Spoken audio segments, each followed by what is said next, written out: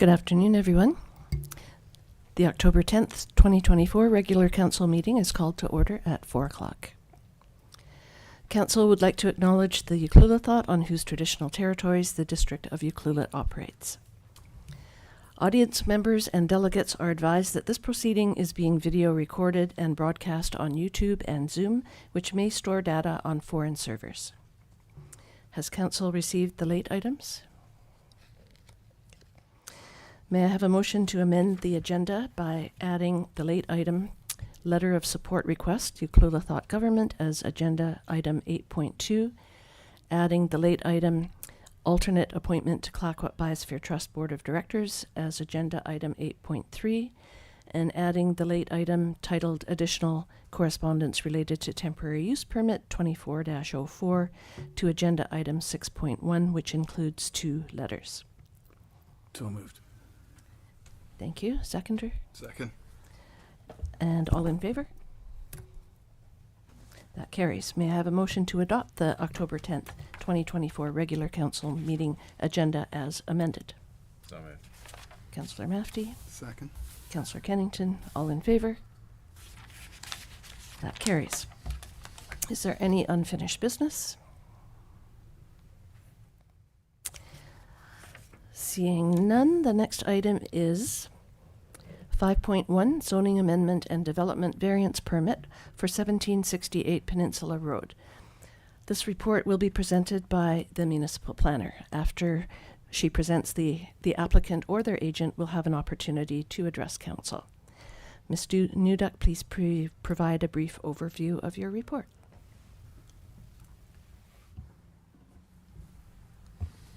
Perfect. Thank you.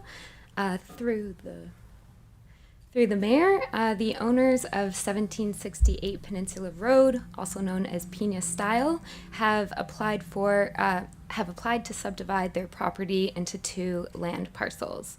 And the topic of today's presentation and the report will discuss the site work, the zoning amendment, and the development variance permit that would bring the site into compliance to facilitate the proposed subdivision. So the subject property is a through lot with frontage on Peninsula as well as Larch Road, and 2 mixed commercial residential buildings currently exist. The subject's property is currently zoned as CS2 Service Commercial. The proposal is to split the property right between the 2 buildings, and for the remainder of this presentation, Lot A will refer to the lot fronting Peninsula Road, which is shaded in yellow, and Lot B will refer to the proposed lot facing Larch Road, and it is shaded in blue. So starting off with the zoning amendments for Lot A, the applicant has applied to rezone Lot A from CS2 Service Commercial to CS1 Village Square Commercial, and the reason is because the FAR and lot coverage of the CS1 zone would better align with the buildings that already exist on the property. And both the CS1 and CS2 zone permit the mixed commercial residential use, so this use would continue as it already does today. And the only text amendment involved in this rezoning would be to allow for a slightly decreased lot frontage that would be 13.72 meters. Moving to the zoning amendments for Lot B, the zoning would stay as CS2, which allows for mixed commercial residential as well as resort condo uses, which both have been used in the current building. The zoning bylaw defines resort condo as 2 or more units in a building that operate as a commercial tourist accommodation. And the owner is requesting a zoning amendment that would allow them to operate just 1 to a maximum of 2 units as resort condo. This gives the owner a bit of flexibility and ensures that at least 1 unit remains as a long-term rental on the property. And lastly, Lot B would need the same lot frontage text amendment as Lot A, as well as an amendment to the lot size. So, subdivisions of existing properties are often also accompanied by DVPs as they help align the existing site design with current bylaws in areas where site work alone is unable to bring the property into full compliance. So, the site work that is being done includes creating some fencing, establishing some screening and landscaping, better defining the pedestrian pathways, and better defining the parking spaces. And I'm not going to go into too much detail about all the different variances as they're outlined in the report, but essentially it addresses Lot A's side yard setback minimum, Lot B's parking requirements, and how the spaces are allocated between the two lots, and then some of Lot B's landscaping and screening requirements. If the applicant's here, they're welcome to address council regarding the application, and I'm also happy to answer any questions. Thank you for your report. Any questions for staff from council? I did note in your report under fire that the access lane satisfies the minimum required width of 6 meters. But they will require a no parking -fire lane sign. Yeah, exactly. It's a very narrow lot. So, in order for them to have the 90-degree parking, which requires by the zoning bylaw 7.5 meters in a turning aisle, they're unable to reach that because of the narrow lot. They do have 6.3 meters, and according to the fire design policy, the minimum is 6. So, this seems as supportable for this zone variance. Great, thank you. Last call for questions for staff. Would the applicant or their agent like to present? The applicant's agent has his hand raised. That would be I Mr. will- Cole. Yes. Okay.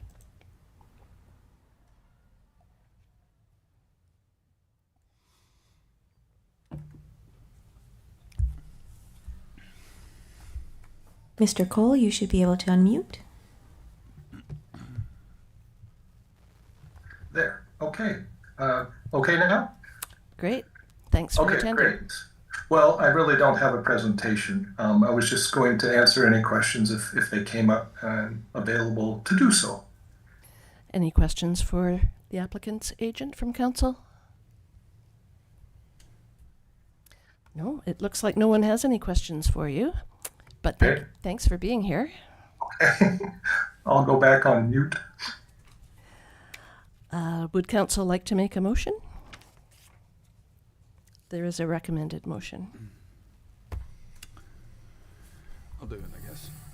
Councillor Kennington? I'll move that council give first and second reading to District of Ucluelet zoning amendment bylaw number 1356/2024 and direct staff to give notice of public hearing to receive input on the bylaw and on development variance permit 2408. Do I have a seconder? I'll second. Councillor Mafty seconds. Any further discussion? Okay, all in favor? None opposed? That carries. Thank you very much.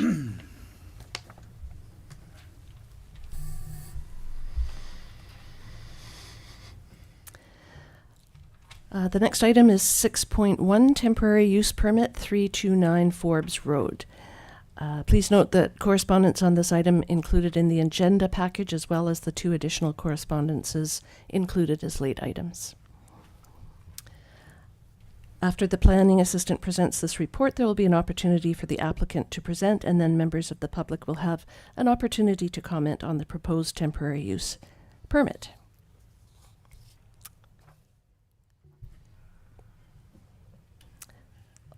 Okay. So, Mr. Gregg? thank you, through the mayor. So I'll just give a brief overview of this report. Provided by the planning assistant. So the Long Beach Event Company, they've applied for this mobile food vending trailer temporary use permit, which would really be in the front area of the property at 329 Forbes Road. I just want to highlight there are 2 pieces to this. One is the temporary use permit for the use, but also council authorization is required for a business license for mobile vending. It's one of our unique gems in our business licensing bylaw. So hence it is here on the agenda. Basically, the proposal is, and there's a good description in the letter from the applicant, it's really for an intermittent, or they describe it as a pop-up use at times in this location, but they want to, the permit would be to allow that to happen over what's requested is the full 3-year period, which is the maximum under a temporary use permit.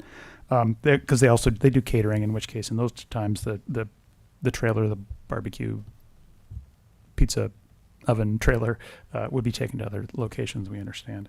So the notice has been given. This is a temporary use permit, so notice has been given to properties. We have received, as you see, a number of pieces of correspondence, including the late items. I believe there are a couple of late items, which we'll be prepared to read as well.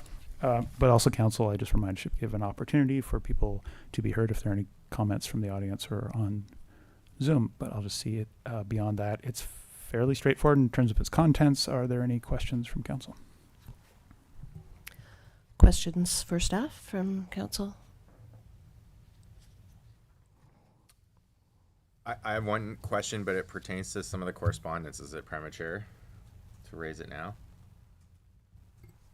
Is it one of the late items? Yes. But we've received that late item. It's not one that has to be read out. No. It's Oh, in okay. the package. Yeah, go ahead. Well, through the mayor, I'm just a little bit curious as to the background. We received this letter basically saying that a mobile food vendor was shut down by the district. I'm just curious on, actually, like, to put it into, well, it's already in the record. I'm just curious what the sort of chain of events here is, because if council has to authorize a mobile food vendor, why wasn't council the one to make the decision to shut down this individual referred to in the letter in the summertime? I think the owner of that food truck just was unaware of the process that was needed to be followed. Is that correct, Mr. Gregg? Through the mayor, essentially, yes. As I understand, this vendor was at Yuki Days and it was popular. Then found a space and moved over to Forbes Road, and we received a complaint, and he was informed, no, you don't have the permits, you can't operate here, it doesn't meet the zoning, whatnot. And so at that point they shut down, and the letter suggests it's continued on. We have no evidence that has happened, that he has followed through to apply for this temporary use permit and would then need also the business license authorization. So that kind of, I think, was the timing that they're now aware, and so they've applied for the permits they would need to operate on Forbes Road. Okay, awesome. All right, thank you very much. Any other questions for staff?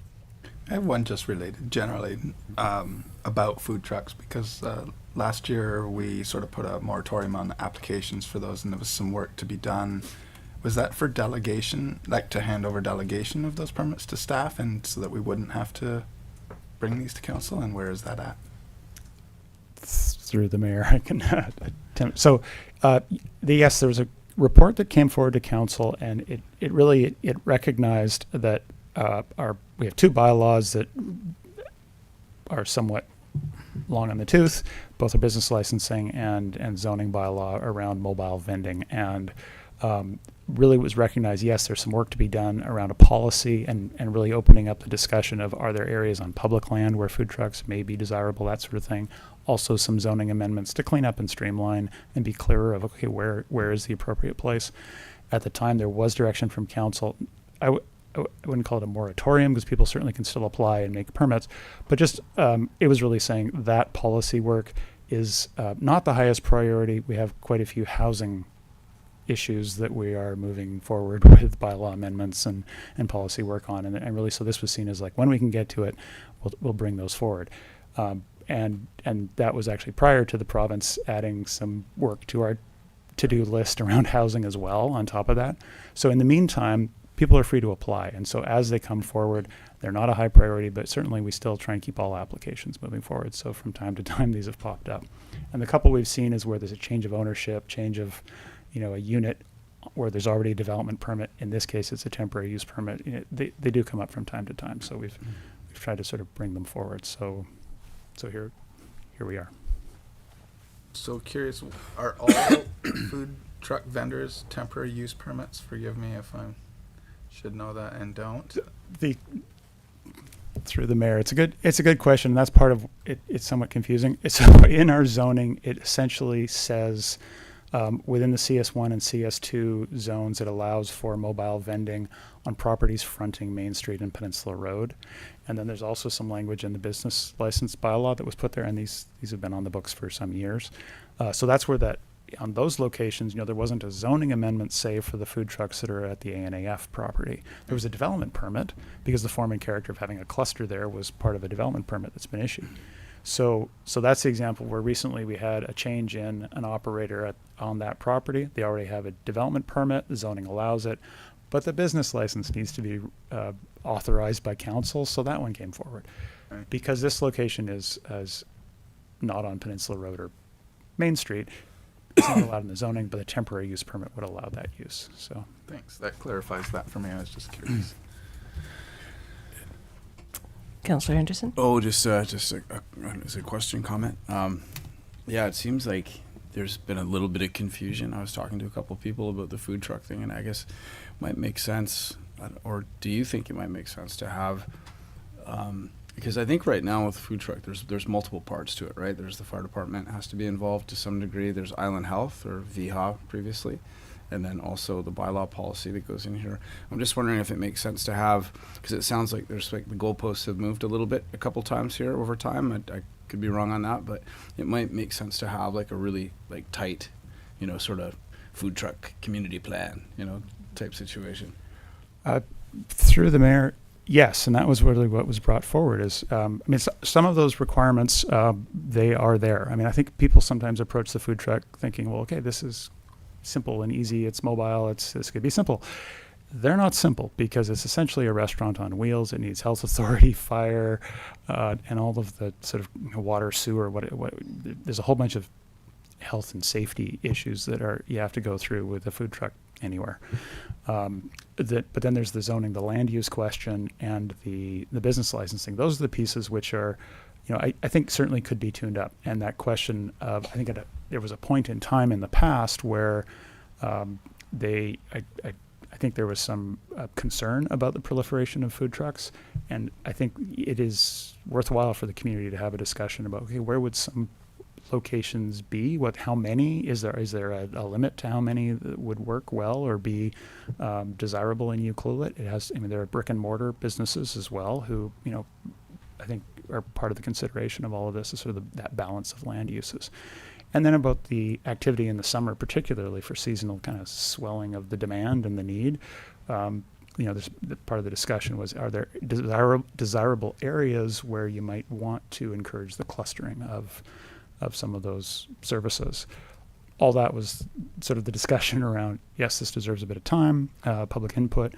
Where is that as a priority compared to some of the housing work that it was seen as a higher priority? So still valid work, but it's all a matter of which do we focus on first.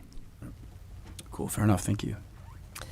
I notice in the report, even though mobile vending is not permitted within the current zone where it's sitting, it suggests that it could include revitalization of areas where commercial and industrial uses are allowed and attract locals and visitors, which would then increase traffic to the surrounding local businesses. So that's kind of an argument for not necessarily just having them on Peninsula and Main Street. I assume that will be part of the larger report that's coming. Yes, and I think at the time there was some discussion of, say, like around the small craft harbor where you have a lot of people on foot already. Is there space there, or are there other areas where it might make sense to say that where they would fit and be able to, particularly if you have a lot of pedestrian traffic. Some communities, they make public land available, whether it's on the streets or in parks or places at times of year to have food trucks that truly are mobile, that'll come in for the day. And so all of those options are worth considering, sort of the pros and cons. And as it is, we have the bylaws that we have, and so as these come forward, we try to explain here's where we're at and what are your options, and as people decide to make application, we bring them forward as we can. Great, thank you. Yeah, I think this is a good spot for something like this when you look at what Tofino's done on Industrial Way and how, you know, it starts with one thing and it turns into a vibrant place for locals to hang out. So, yeah, it's kind of nice to see it expanding beyond one cluster. Peninsula and Maine. Yeah, I agree. Any other questions for staff? Would the applicant like to present? Is the applicant here? Great. The mic is yours. Just state your name and address, please.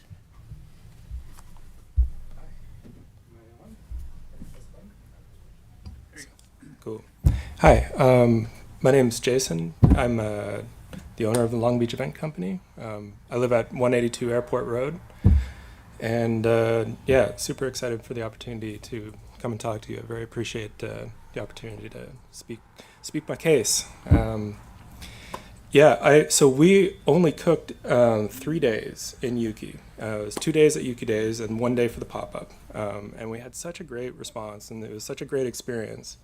And I thought we were okay for running pop-ups. Like, I'm licensed through Tofino and totally licensed through VHA.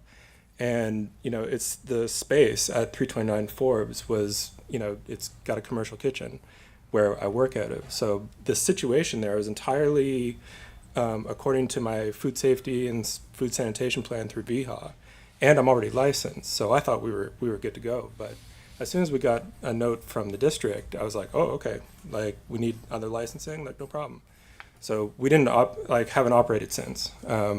I also, you know, the main majority of my business is catering. So, you know, we're all over the place doing, you know, we're doing weddings in Salt Spring and, you know, all sorts of things in Tofino. So ideally what we want to do is be able to open up as a pop-up restaurant with sort of a weekly menu when we're not catering.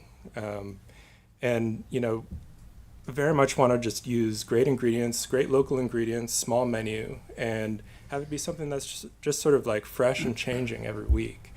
You know, and we had such a great response. Like, it was so great cooking, you know, at Yuki Days. And, you know, and the reason I think the application took a little while is because it's not a typical food truck or trailer.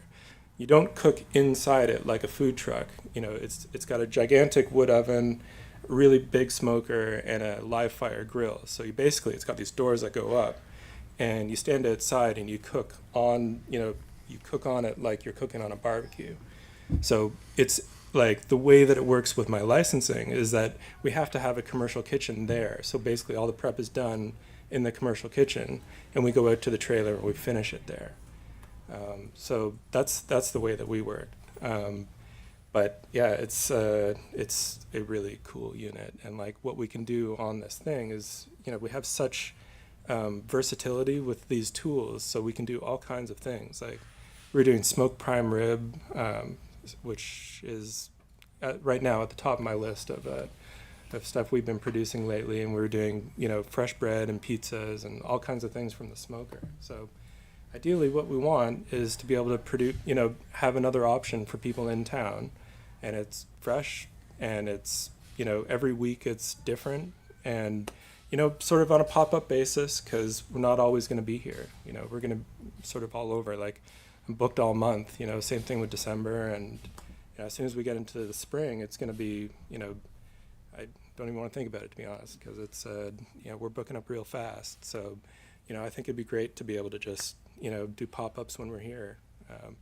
And we just want to be in compliance. Like, you know, there was never a question. The moment someone said, oh, you know, I don't think you have the license, where I was like, oh, okay, cool. Like, what do we need? You know, what forms do I need to fill out? Like, so, you know, it was very much want to work with the district and find a way. And like, Ken and Honda have been so amazing. Like, it's just such a blessing to be able to work in that location. And, you know, they had a flower bed that was sort of that was like out, and it's now been removed so that we can put the trailer a little bit closer to the property lines, so that it's basically would be able, and I think they're going to open the bakery again soon. So this way you can have the two businesses running, you know, and have them both with the proper amount of parking and also the right amount of space around the trailer, according to what the fire department said.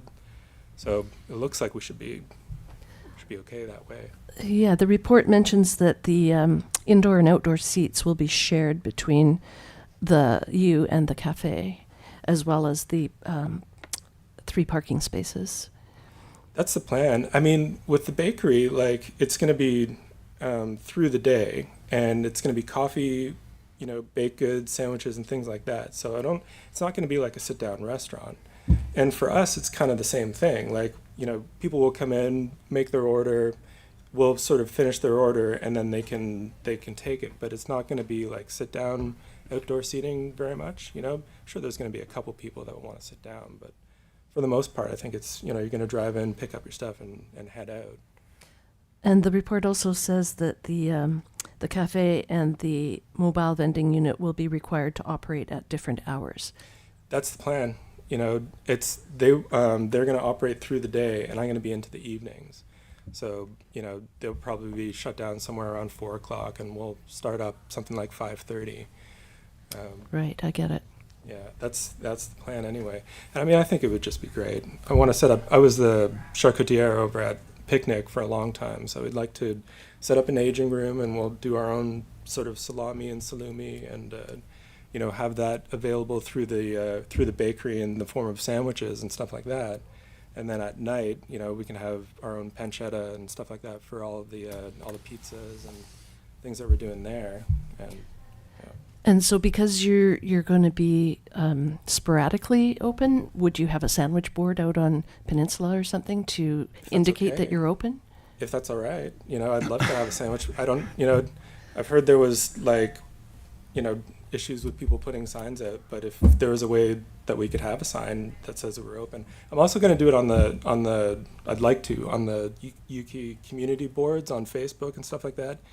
I mean, I put one post up there and just got such a huge reaction. And, like I said, we were open for 1 day with all of 2 days notice, and we had lineups. And for 3 weeks, I had people, sending me messages and, are you guys going to be open again? When can we come get food? And people just showing up on the location. So, I feel like we got a really good response from the community. And that's kind of the way I was planning to promote it again was, on the board, like once we've got a menu, it'll go up and say, here's what we've got. And basically we'll be open for 2 to 3 days or until we sell out, and then the next, whenever we're open again, we'll do the same thing.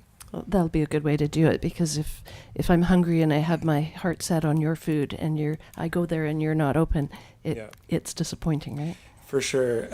And just with the nature of my business, I get booked, sometimes I'm booked for 3 weeks, sometimes I'm booked for, 2 days. Like it all depends on these bookings. And, that's also something that I wanted to, I was hoping we would be able to do in Yuki as well is, in regards to the business license is the catering, because, with this trailer, we can do all kinds of really cool stuff. And, when it comes to things like, weddings, one of the reasons why I built the trailer was because weddings are so expensive. And, a lot of these wedding venues, you're 10 grand right up front, and that's just for the room. Doesn't include your food, your alcohol, flowers, any of that, And when you have an outdoor space, say you've got a nice backyard or a nice, being able to rent a park, a corner of a park for an afternoon, having that trailer means that you can put up a tent, for a very low cost in an outdoor location, and we can do fine dining food, and we can bring that fine dining food to you rather than finishing it at a kitchen and keeping it in hot boxes and all of that. Like, we can actually finish all of that on site, which means ultimately, like, we can bring savings to people who want to get married. Because I know that there's a lot of people who live up here who actually can't afford to get married up here, and they want to, And so I've been sort of like collecting these outdoor spaces where people are like, yeah, we can do events here. So it's one of the things that I was hoping to be able to do in Yuki as well, because we can do large scale. We're not limited to doing 40, 50 people. With these tools, I built big versions of everything so that we could do whole weddings. The wedding we did in Salt Spring was unbelievable. Like, just incredible food. They were all raving about it. So Great. yeah. Any council questions for Jason? Had me at aging room. I had one of the underground black market pizzas on day one. It was very good. So, but I was also aware that you were probably not going to be operating on Monday, so I ran out and got one. It's great. Oh yeah, we went through so much. Like we were basically sold out at 2:00 and had to run back to the kitchen and grab everything we'd made for the next day, and came back so we could at least stay up until 6. It was great. Yeah. Councillor Anderson? I think you have to recuse yourself now, don't you? What? No. They didn't pay me to say that. Or is it the house music sweatshirt? I'm a Detroit guy myself, but yeah. Big fan of House Detroit. music. You're checking all the boxes. Okay, thanks for answering questions, Jason. And are there any members of the public attending in person that would like to address this temporary use permit? Are there any members of the public attending by Zoom or telephone that would like to address this temporary use permit? If there is anybody via Zoom who wishes to speak, please raise your hand. Via telephone, please dial *9.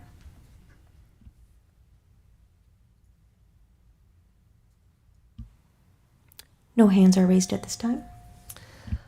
Thank you. And is there any unpublished correspondence on this temporary use permit? Yes, there are. We currently have 3. I will read them now.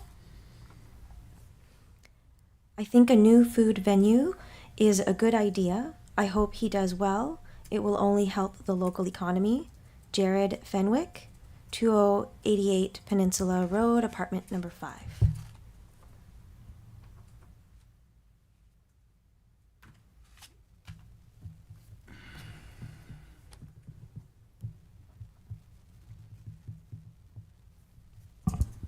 The next correspondence is by Sarah Evelina. Good afternoon. I want to express my keen support for the proposed temporary use permit for 329 Forbes Road. Beyond my personal interest in seeing more local businesses operating in town, particularly cafes and restaurants in the off and shoulder seasons, I see the application fitting within the considerations the district must review when issuing temporary use permits, such as operating at a suitable intensity to the surrounding area, holding compatibility with land uses in the area, and meeting the ability to restore the site at expiration of the permit. There is a similar business operating on the same road, showing this is a suitable location for a food service business. And with more options on the road, hopefully more foot traffic will frequent these other businesses. And while I have heard concerns regarding parking in the area, I'd love for council to keep in mind the many of us who walk, ride, roll, and run. 329 Forbes is a convenient location for many to get to without the use of a vehicle.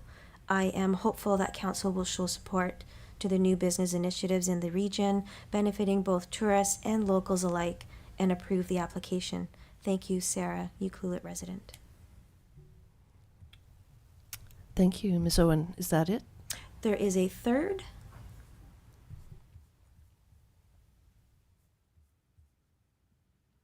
Hello, I'd like to express enthusiastic support for the proposed temporary use permit for 329 Forbes. The applicant's food at Yuki Days was exceptional and would be a great addition to our region's culinary offering.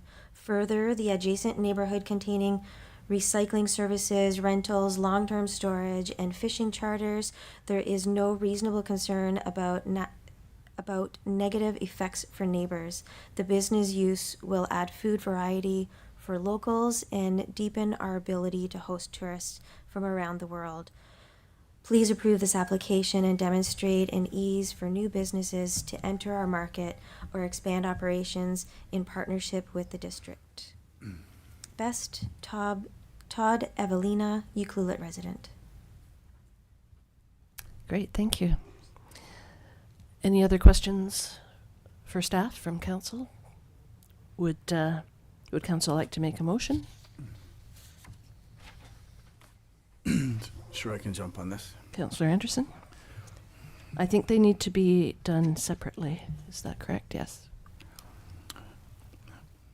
I'll move the council authorize the Director of Community Planning to issue temporary use permit 24-04 to allow mobile vending use at 329 Forbes Road for a period of 3 years. Do I have a seconder? I'll second. Councillor Mafty seconds. Any further discussion? All in favor? None opposed? That carries. I will further move the council authorize the issuance of a business license for mobile vending for Long Beach Event Co.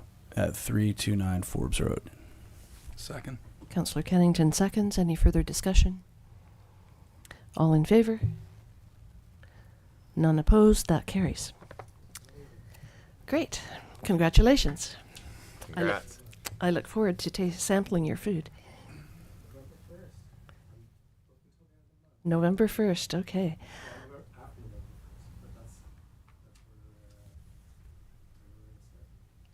Great, thanks for that. And you don't have to stay for the rest of the meeting if you don't want to. Are there any notices of motion? Seeing none, there are 3 correspondence items, 2 of which are the late items we added to the agenda. The first correspondence item is 8.1, 4-way stop at Bay Street and Peninsula Road. You've opened up a can of worms here, I think. Oh my God, I didn't know there were so many worms in town. Oh no, sorry, that's not what I meant. You're making That it is worse. Not what I meant. You're digging, not what I digging meant. deeper. Let the record show. Take not- that foot out. It's a very large can, beautiful worms. Is there any council discussion on this item? Where are we at? Like, because I think we were talking about a report regarding this. But should we reaffirm whether we want to go forward with that report, or has enough happened that we? I think the report is in the queue from what my CAO informed me, so it's probably coming on an agenda near you at some future time. Okay. Mr. Gregg? But I'm through the mayor.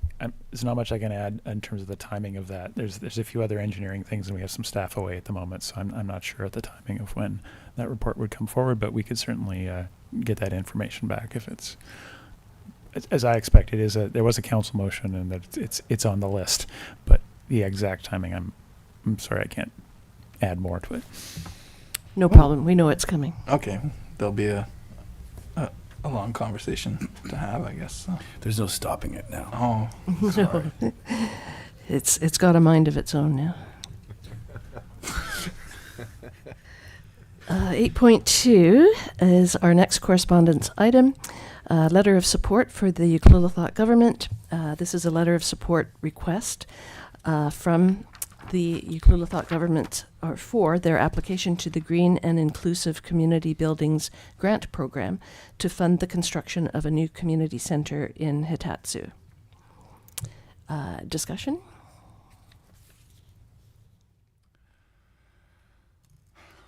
Sounds great to me. I can't see a downside to it. I think it's a great idea. When I received the request for the letter of support, I guess they didn't realize it had to be part of a council package. So that's why it's a late item.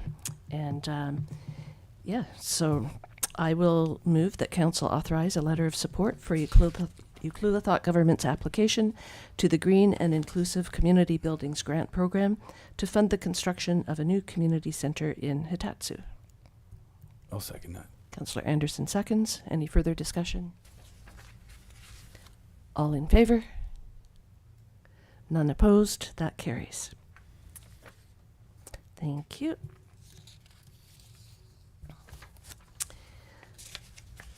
The last correspondence item is 8.3, alternate appointment to Clayoquot Biosphere Trust Board of Directors.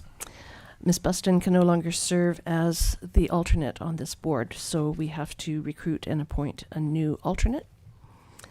I move that Council direct staff to commence the recruitment process for the alternate Clayoquot Biosphere Trust Board of Directors position appointed by the District of Ucluelet. Do I have a seconder? I will second. Councillor Mafty seconds. Any further discussion? All in favor? None opposed. That carries. And we have 2 information items this evening. The first one is 9.1, Small Craft Harbour Report Update. This information report will be presented by the Harbour Manager and the Director of Community Services. Welcome, Mr. Courts. Thank you. So this is a report since our last meeting in May, so the busier part of our year, which was the summer, of course. The starting is the 2 projects that are underway. One is the garbage compound to enclose the garbage down at the inner boat basin for aesthetic reasons, for bear issue reasons, and for public usage reasons. It is sitting right now with DFO for their approvals. Hopefully we'll get that within the month, and then we'll get moving. I'm scheduled for December 1st with the contractor to start, so hopefully we can get that going. The second item, of course, is the new docks that are wrapping around the Whiskey Dock. I don't know if anybody's been down, take a look. They were used actually quite a bit, even though you cannot get off that end of the dock at this point. I'm still waiting on my welder to build the bridge.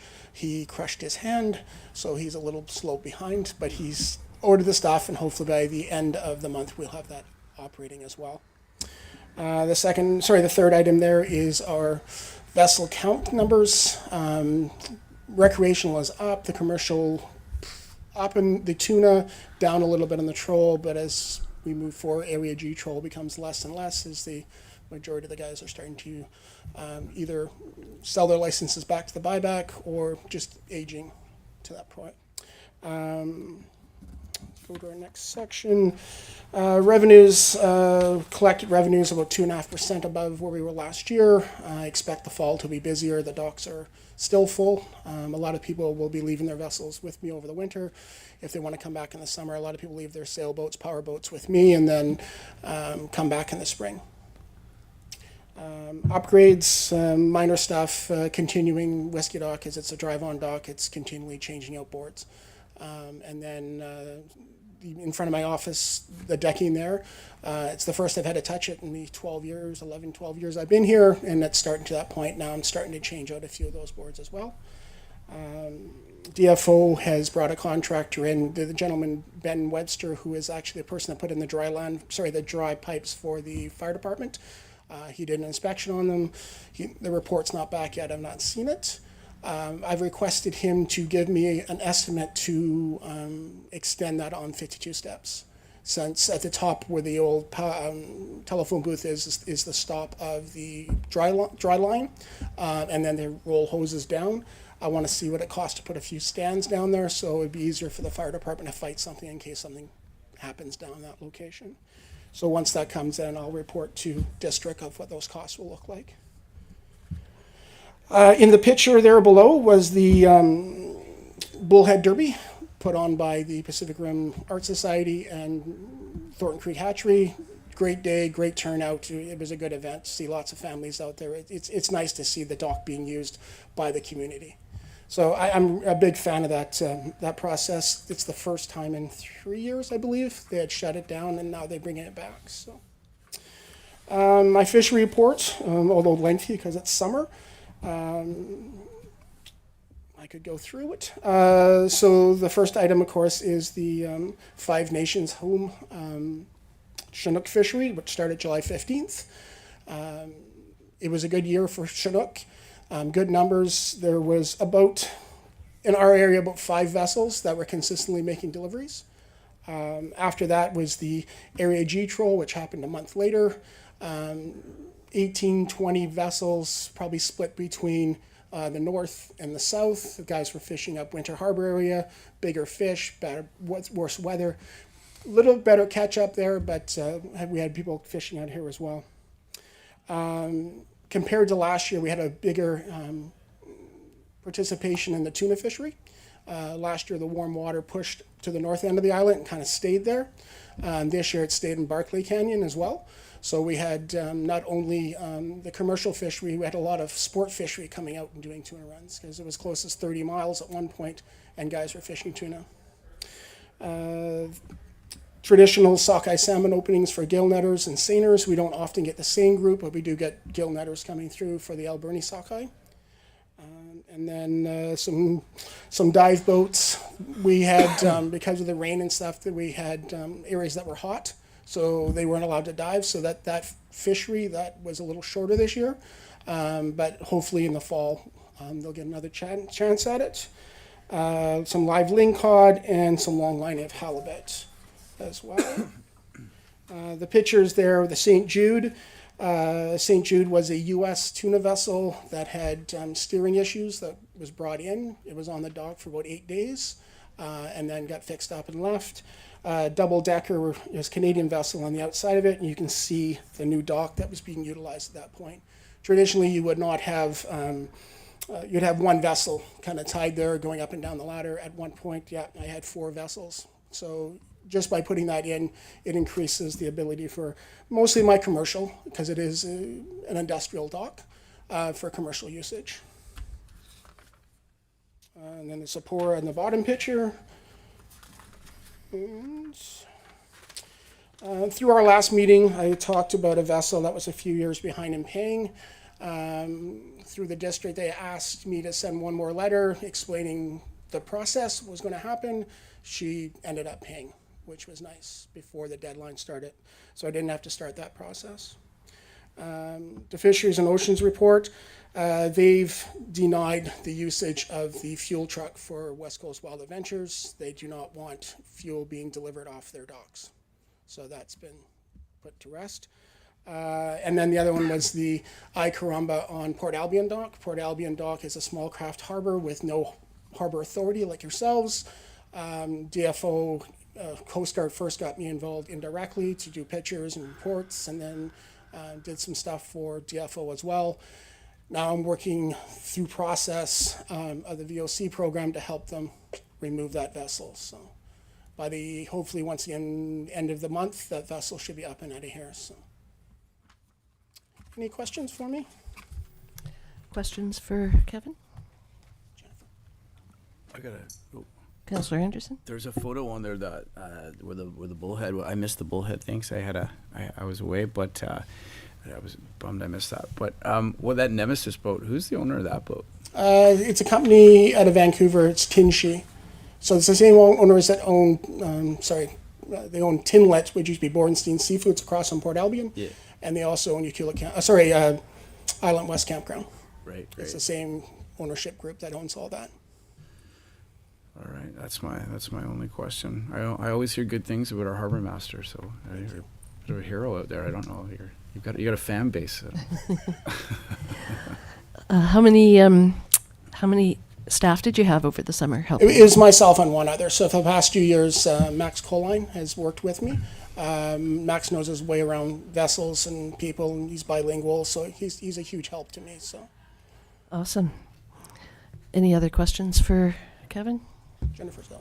Oh, Councillor Hoare. Okay. And this is just for future information, because you probably don't have it off the top of your head, Kevin, but I'm curious, you give the daily averages for the different boats, and I'm just wondering what the averages overall are. You say they were up, but I'm just wondering what the past averages were versus 2024. I do not have that in front of me. Not hard to find. I have the statistics that go back from the first day I started. So I kind of figured, so I just thought that next time with the report, it'd be nice to see the averages and then what it is. Yeah. And just for this time period, are you looking for annuals, or what are you looking? Just when you present the report and the numbers are in it, it's just kind of nice it gives you something to compare it to, right? Of course. So, thank you. Have we heard anything from Harbour Air? Because part of what we were doing at the Whiskey Dock was preparing some docking for the float planes, I think, right? It worked alongside of the idea of adding the new docks. The new docks was a separate idea that worked well with the Harbour Air program. I've heard nothing back other than them needing our dock for a couple landings. Nothing back from them this year. So It's probably just premature, but last I spoke to them, they were going to start marketing Ucluelet in the spring okay. of next year. So, yeah, I'll stay in touch with them. No other questions? Thank you, Mr. Courts.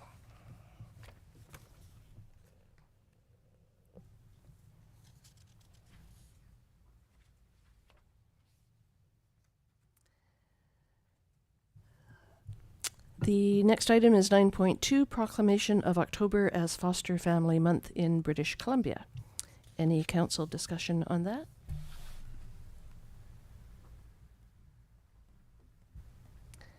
No? Okay. So we'll move on to mayor's announcements and council committee reports. I did want to bring to everyone's attention the Edge to Edge Marathon, October 20th. There will be an annual closure of a portion of Marine Drive from Matterson Road to Peninsula Road from 8:30 a.m. to 10:30 a.m. and Marine Drive from Rainforest Drive to Matterson Road from 6 a.m. to 5 p.m. for the Edge to Edge Marathon on the third Sunday of October. So it's a 9 o'clock start for the half marathon and a 9:30 start for the 10K. And there is a request from the Chamber of Commerce for council to help hand out medals at the finish line. So I know I've gone online and hit your link, Josh, to sign myself up. But if others would like to be there with me, it's kind of a cool thing that we do, put medals on the runners. I'm hoping to come. My kids have been bugging me about it because they love it, and I just don't know if I'm going to be here, but I should know. And if we are, 3 of us will come. Perfect. Councillor Anderson? I'm in. You're in. Councillor Kennington? I'm in if I'm here.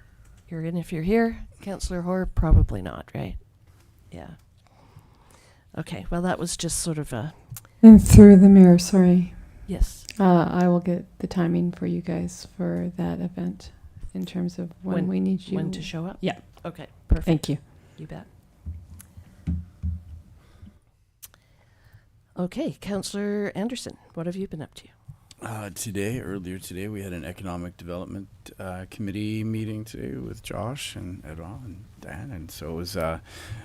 It's great. We're really getting some traction there. Josh is doing a great job running that meeting, and we're actually starting to really get some things moving there. So it's really nice being part of that team and seeing how things are unfolding. I don't have too much other than that, except for you'll probably talk about this. There was the opening for the art show with Katsumi Komodo and Mary Harvey was the other artist. I think that was open, so I saw you there at that. That was a great event. I was surprised how many people were there. It felt like there was a lot of people that showed up to that. And then the next day was the 75th anniversary for the fire department, which was great, and also had a really big crowd. So people are coming out to these things, which is really nice. It was good to see Rick and the team out there, and they did the live demonstration. The kids love that. They go nuts and they run all over the fire trucks and stuff, and it looks like a really fun time. So yeah, that was another community event. That's it for me. Great, thank you. It helps when the weather cooperates too. For the fire department one, the forecast was for rain, but the sun came out, so it was great. Councillor Hoare, any meetings on your end? No, unfortunately, no meetings, and I am sorry to miss out on medal handing out for the Edge to Edge this year. But yes, maybe next year.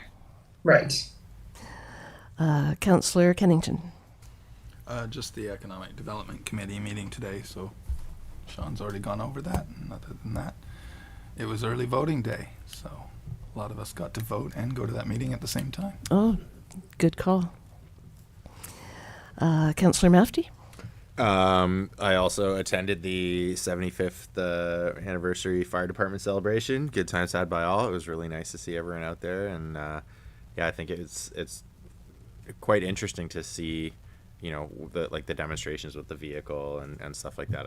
A lot of people were like, oh yeah, I forgot that these guys do that. And they're like, yeah, we do a lot of it. And I think it's really nice for people to appreciate that. We saw the new air tanks they have, and it was really interesting to see that whole process. And yeah, there's a lot going on over there.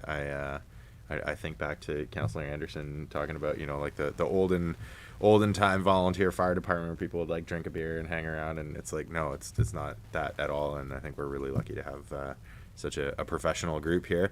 And I also attended the chamber mixer. I wasn't there for the whole time, and I wasn't able to attend the meeting beforehand, but it was a lovely time at Heartwood, and lots of great folks and interesting conversations. And yeah, I hope that there are more of them to come. It was really nice to catch up with people. Thank you. That just reminded me I attended that too.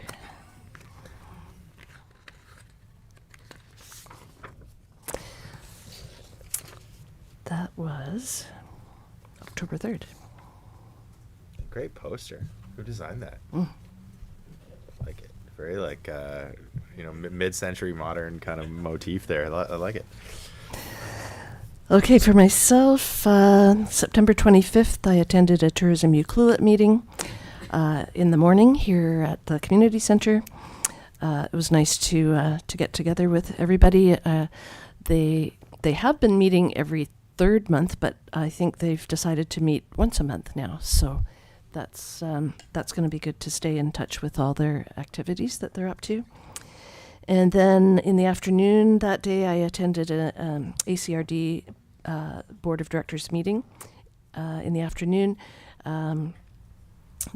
They talked quite a bit about how BC Transit is coming on board for the West Coast starting in March of 2025. So they won't be replacing the ACRD transit system that's in place now. They'll just be augmenting it. So there will be more evening service and longer hours and more buses. September 30th, I went to the Ucluelet Secondary School, the Truth and Reconciliation display, which was absolutely fantastic. I really have to give them kudos for the work and effort they put into that display. It was only there for the one day here in Ucluelet, but then it got moved to the Tofino Visitor Center. So I think it's there for about a week still to come. October 2nd, I attended the ACRD Transportation Advisory Committee. There was a presentation by the Island Rail Corridor Foundation. They're still trying to get that railway back up and running that has been defunct for so long. Ministry of Transportation is examining the 3 possible alternate routes to the coast, and they will. These reports have been done in the past, but never have they been compared to each other. So that's what Modi is doing now, and they will report to us in January of this coming year which route they decide is the best alternate route for in case of emergencies. And in the meantime, the emergency route that was used last summer is going to remain the alternate route if there is another emergency before they can come up with a different route. That's that Cowichan-Yubu route that was used. October 3rd, I was on Tough City Radio, and I invited Dan Law to join me for the last half because we were talking about some regional initiatives. I always like to talk regionally if possible. So that was in the morning, and then that evening I attended the Chamber of Commerce mixer at Heartwood, which was really well attended and great to chat with people there. October 6th was the Ucluelet Fire Rescue Open House, 75th anniversary. Jaws of Life was really interesting to watch how that all works, and I got to cut some cake. I've honed my skills at Yuki Days, so I got to cut the cake at the 75th anniversary, so that was fun, and Councillor Anderson helped as well. I was really hoping you guys would have like the fire axe to bring it down. I was holding some sharp tools, but an axe was not one of them. October 9th, yesterday, was the Barclay Community Forest Corporation board meeting in the morning, and they keep asking when we want our tour of the community forest. So because Jennifer, Councillor Hoare is away and probably will be for a little bit, I've pushed that off till spring. So we'll come up with a date in the spring to do our tour of the community forest. And then there was another ACRD board meeting in the afternoon yesterday. And then at 4 o'clock, I attended the all candidates debate here at the community center. The funny thing about that was that not all of the candidates were there at the all candidates debate. The conservative candidate was not there, but Josie and Ross were there. So that was really well run by the Chamber of Commerce. Thanks for doing that. Any questions for me? That was a lot of meetings, I know. Okay.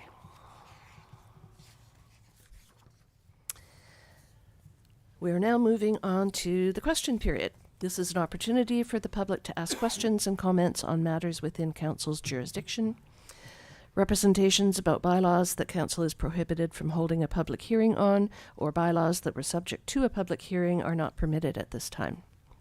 Are there any audience members that wish to address Council? Oh, they're both yawning.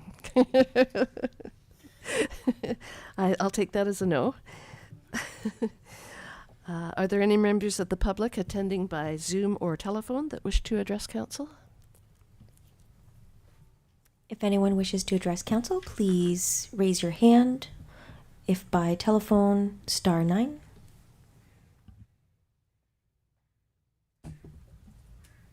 No hands are raised at this time. Thank you. And have we received any emails to communityinput@ucluelet.ca during the meeting? No additional emails have been received. Wow, I think this might be a record. There's no need to close this meeting to the public, so I move that the October 10th, 2024 regular council meeting be adjourned at 5:01. Second. All in favor? Excellent. Nice to see you, Councillor Hoare.